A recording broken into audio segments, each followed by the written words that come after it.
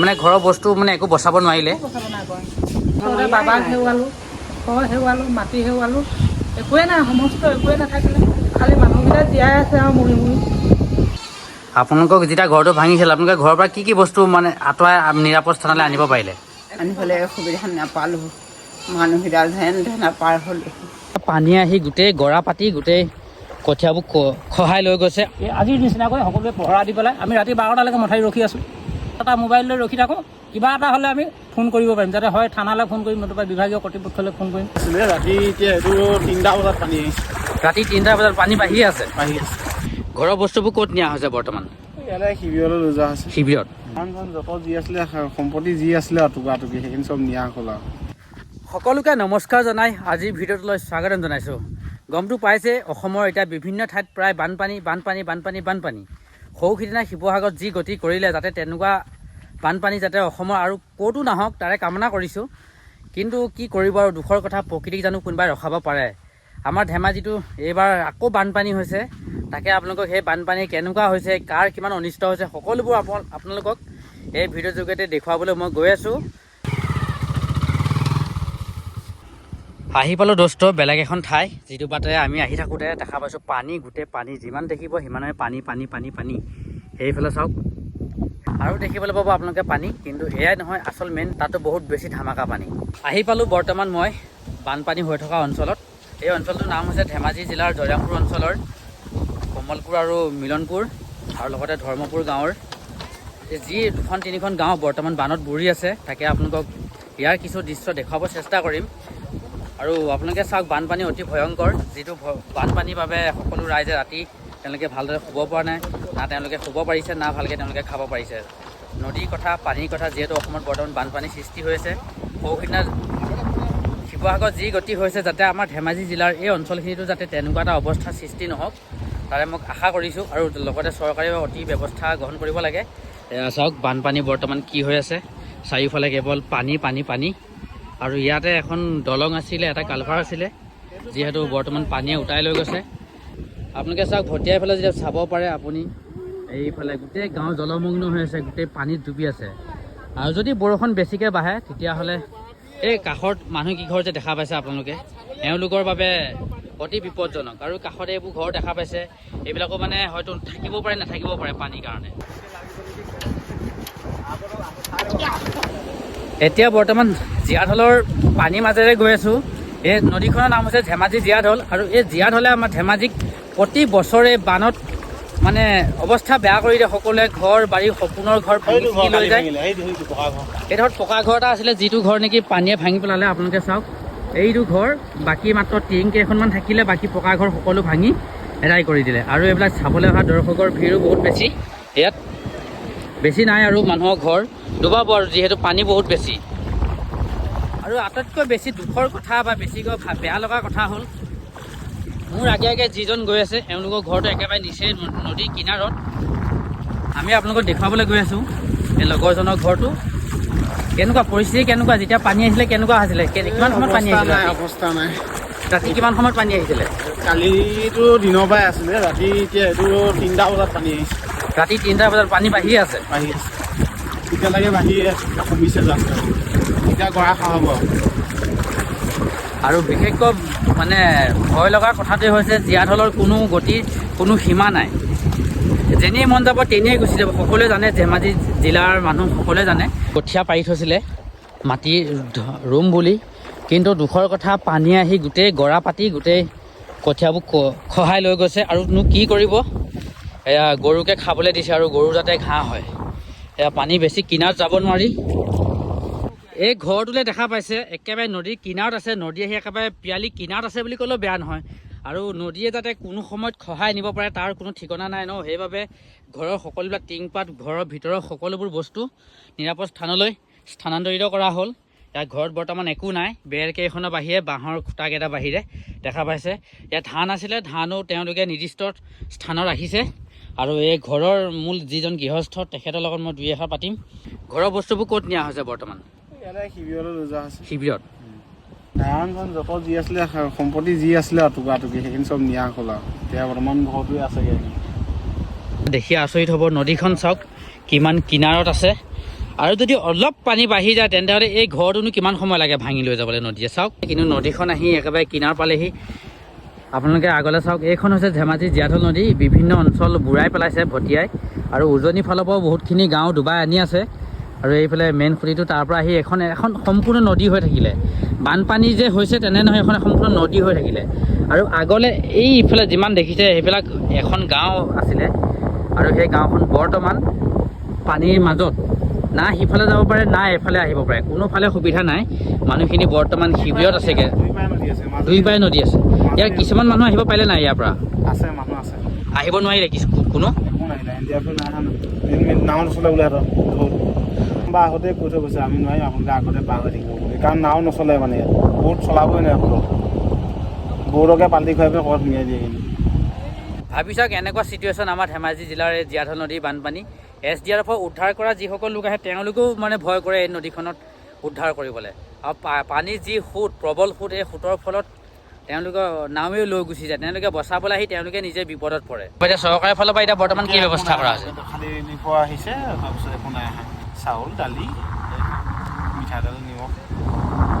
প্ৰথমতে যি সৰু পানী আহে হয়, সেইখিনি পানীয়ে কি কৰে, বালি লৈ আহে, বালি দি পেলাই জেং জাবৰখিনি পুতিব, গছ গছনি যি আছিলে পুতি মাৰিব, মাটিটো কোমল কৰি যাব। তাৰপিছতে ঘেল পৰিব, ঘেল পৰাৰ লগে পচি যাব, পচাৰ পিছত ডাঙৰ পানী আহি পেলাই কোমল পায়, খানি গছ গিৰাই দিব। এতিয়া গছটো আমি নোৰোৱা নহয়, গোটেই গছেই গিৰি আছে। দেখক চকুৰ আগত গোটেই গছেই গিৰি আছে। কিন্তু এই গছখিনি বাগানে আছিলে ছোৱালী গৰা নখোৱা হ'লে কোনো মানে লোকচান নহ'লহেঁতেন, কিন্তু গৰা খহনীয়া লগাৰ কাৰণে আহি ইয়াত পাই গ'লি। যোৱা বছৰলৈকে এইটো নাছিলে, জাষ্ট চেম্পুল এটা হৈছিলে যোৱা বছৰ, কিন্তু এই বছৰ পাৰ্মানেণ্ট হৈ গ'ল। আপোনাৰ ঘৰটো কোনফালে আছে? মোৰ ঘৰটো বৰ্তমান য'ত মথাউৰি সংকটজনক, এই তাত আগলৈ এইখিনিৰ পৰা দক্ষিণত হয়, মথাউৰি য'ত সংকটত আছে তাৰ পৰা ঠিক পশ্চিমলৈ আছে। মথাউৰি যদি কিবা এটা আপদ বিপদ হয় তেনেহ'লে প্ৰথম আমাকে পাব। আজি ৰাতিৰ ভিতৰতে মঠাই যোৱা চান্স আছে। আৰু অলপ পিছত এইখিনি দেখা নাপায় আপুনি। এতিয়া কোনোবা এজন এনি নিউজ টিভি আহিছিলে, তেওঁলোকে খুটাটো চিনি থৈ গৈছে। খুটাটোৰ পৰা বহুতখিনি আছিলে, এই খুটা গৈ আছে এতিয়া যাবগৈ। কচু আছিলে, কালিলৈকে কচু আছিলে, উটি গ'ল। গোটেইখিনি কচু এতিয়া এই পানী গৈ মথাউৰিত খুন্দা মাৰিছে। মথাউৰিত বিভাগীয় কৰ্তৃপক্ষই বৰ্তমান ডিউটি ৰানিং ৰাখিব লাগিছিলে, কাৰণ মথাউৰিটো যদি বিপদ আপদত পৰে কমচে কম 164খন গাঁৱক এই মথাউৰিটোৱে বচাই আছে। কিন্তু বাই চান্স মথাউৰি ছিঙে তেতিয়া কিন্তু গোটেই বৰদলনি, আপোনাৰ বৰবিলা, ভেবেলি, আপোনাৰ নদীলৈকে এইখিনি ৰাইজে সম্পূৰ্ণ বানত ভুক্তভোগী হ'ব, আৰু তেখেতলোক পলাবলৈ জেগা নাইকিয়া হ'ব। তেওঁলোকে এইখিনি পানী যদি এককাল হয় তাত এবুকু এডিঙি মানুহ ঠান নোপোৱা হ'ব। এতিয়া মানে এইখিনি সমান দেখি আছে ন, এইখিনি যে পানীটো যেতিয়া লেভেলটো কমি যাব, কমাৰ লগে গুৱা খোৱা ষ্টাৰ্ট হৈ যাব। 10 মিনিটত খতম হৈ যাব, চকু পলকত শেষ কৰিব এইখিনি জেগা। ভূমিকম্প হওক, পানী হওক, এইবিলাক বস্তু প্ৰাকৃতিক দুৰ্যোগ বহুত বেছি ভয়ংকৰ, যাক আমি ৰোধ কৰিব নোৱাৰোঁ। ৰোধ কৰিব চেষ্টা কৰিলেও কিন্তু আমি তাক পাৰ্মানেণ্ট আমি ৰোধ কৰিব নোৱাৰোঁ। তেওঁলোকৰ যিসকল ভুক্তভোগী তেওঁলোকৰ মন্তব্য শুনিছে। চৰকাৰী বিভাগীয় কৰ্তৃপক্ষৰ ফালৰ পৰা যিখিনি ব্যৱস্থা ল'ব লাগিছিল এতিয়ালৈকে মাথাউৰিৰ ওপৰত, কিন্তু তেওঁলোকে এতিয়ালৈকে কোনো ধৰণৰ ব্যৱস্থা লোৱা নাই।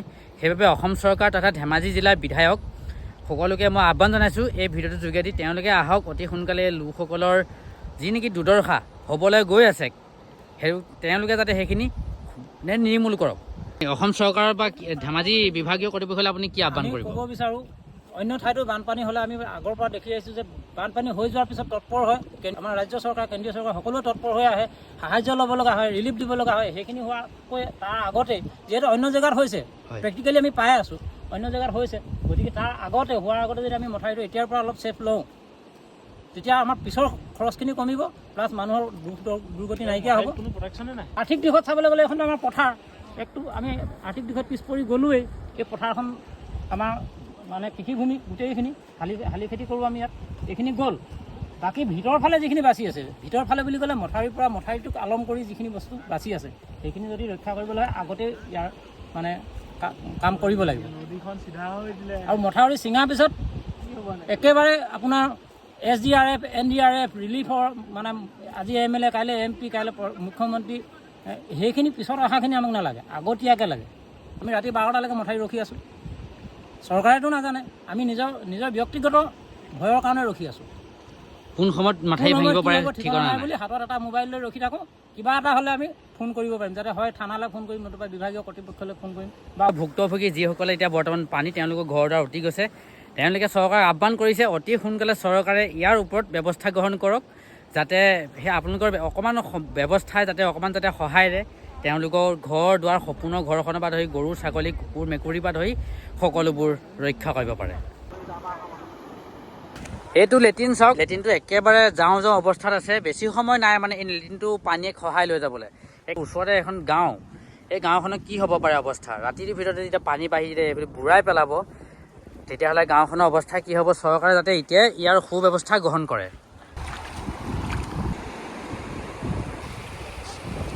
আহিছোঁ মানুহে ঘৰৰ পাছফালে, আৰু মানুহ ঘৰৰ পিছফালে বৰ্তমান পানী মানে বহুত বেছি পানী হৈ আছে। চাব পাৰে এয়া বাঁহনী বাৰী, এয়া কলগছ, আৰু এয়া হৈছে জেউৰা শিপাই চাওক কিমান পানী। আৰু এইফালে আছে গাঁও, মাথাউৰি আছে, আৰু সেই গাঁৱৰ সিপাৰে গোটেই মানে পানীয়ে বুৰাই ৰাখিছে। বহুতখিনি অঞ্চল ডুবি আছে।